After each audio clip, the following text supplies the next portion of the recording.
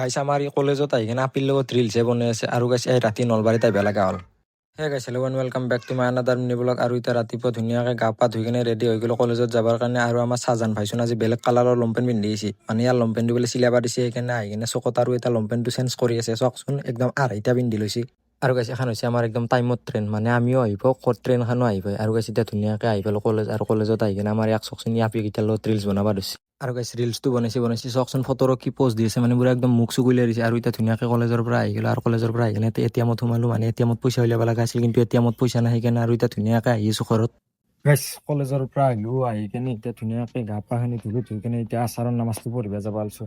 কলেজত যাওঁ, কলেজৰ পৰা আহোঁ, আহি কিনে নামাজ পঢ়িব যাওঁ, মানে সেইটোৱে লাইফ আনিছে সদায়, মানে একতাই এই বস্তু চলি আছে, উপায় নাই আৰু। আৰু বেছি এতিয়া পটকৈ একবাৰ চকক আহিলোঁ, মানে চকৰ পৰা কিবা মাছ নিব লগা আছিল ৰাতিৰ কাৰণে, সেইকাৰণে ধুনীয়াকৈ মাছটো ল'লোঁ, আৰু মাছটো লৈ কিনে আহি গ'লোঁ এতিয়া ঘৰত। এতিয়া ধুনীয়াকৈ ইফতাৰটো কৰি উঠি কিনে মই যাই আছোঁ নলবাৰীত, মানে লেন্স কাৰ্ডৰ পৰা ফোন আহিছে বোলে, মোৰ চশমাযোৰ আছে বোলে, সেইকাৰণে এতিয়া চশমাযোৰ আনিব যাই আছোঁ। মানে মোৰ পাৱাৰিং চশমাযোৰটো আছে, কিন্তু একযোৰ ছানগ্লাছ অৰ্ডাৰ কৰি গৈছিলোঁ নে, ছানগ্লাছযোৰো আছে বোলে, সেইকাৰণে। আৰু গাইছ কেনে আহিছে ছানগ্লাছযোৰ, মানে কেনে লগা আছে একবাৰ কৈ দিবচোন। আৰু এতিয়া ধুনীয়াকৈ পাৰ্চেলটো ল'লোঁ, আৰু পাৰ্চেলটো লৈ কিনে ঘৰত আহি গ'লোঁ, মানে অলপমান ৰাতি হৈছেতো, সেইকাৰণে এতিয়া ঘৰত যাওঁ। ডেটছ ফৰ টুডে গাইছ, চি ইউ চুন।